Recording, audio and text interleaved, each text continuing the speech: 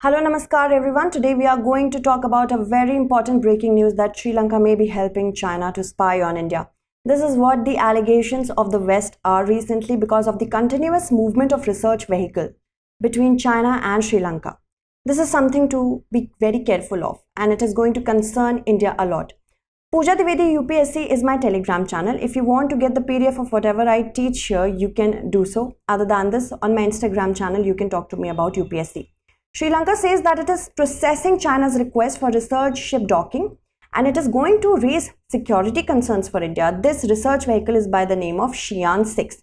This is Xi'an 6 and it is going to undertake certain marine research along with the National Aquatic Resource Research and Development Agency. Now, the problem is that if research vehicles such as this remain so close to Indian coastline, it becomes really concerning. Why? It may collect intelligence and reconnaissance with respect to India's defense capacity. Specifically, right now, India and China both are taking part in the BRICS summit. Something like this shouldn't be done right now because already we are in a battle at the LAC. Other than this, we are undergoing many other issues.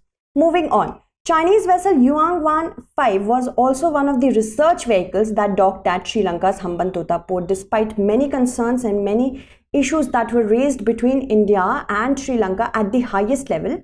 This research vehicle, it continued to dock and of course it said that it was doing research for the climate and economic interest, security interest of Sri Lanka as well as itself.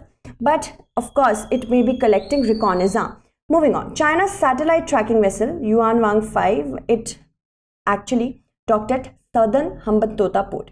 India and the USA voiced concerns with Colombo over the military ship's visit because it's a military ship. It was a military ship, but it said that it was conducting a marine scientific research and the vessel was consistent with international order and law and didn't impact any other country's security interest. Now, under the garb of research, it is very easy to collect reconnaissance. Other than this, this happened just days after India gifted aircraft to Sri Lanka. And that was to ensure that Sri Lanka is capable enough to defend itself in any times of crises. So it's kind of a stab in the back. Now specifically, if I want to say that the Chinese research vessel Xi'an 6 is also capable of doing certain intelligence collection and reconnaissance capability. It is described as a research and survey vessel. But who knows what kind of arrays it is carrying. It is 5.3 meters in length and overall 90.6 meters and width is 17 meters.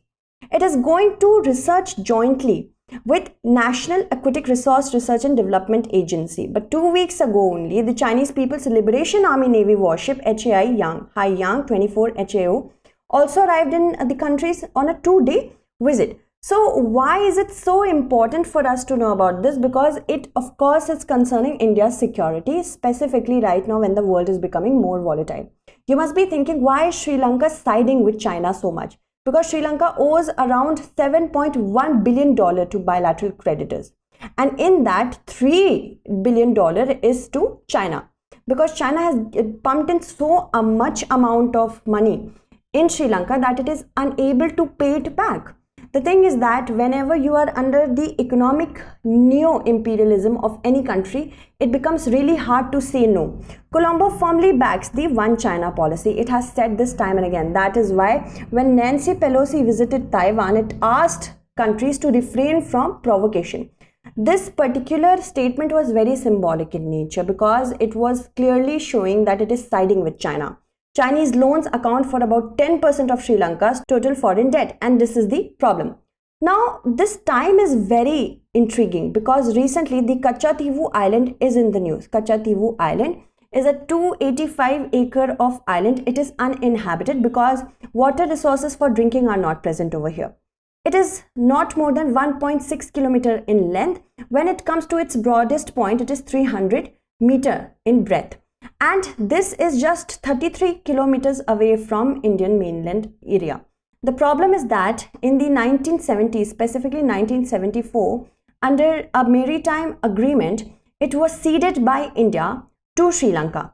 Now this issue has been raised again when MK Stalin wrote to Prime Minister Modi and said that Kachchatheevu island should be retrieved because fishermen are having a problem over here.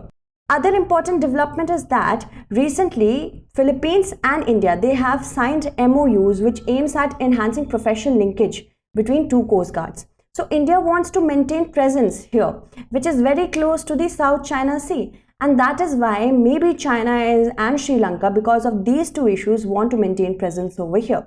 Maritime law enforcement, search and rescue, pollution response, maritime safety and security, all will be taken care of according to the recent MOUs that have been signed. So I hope you understood this topic really well. If you are looking for a foundation batch, the P2I batch is the best batch for you.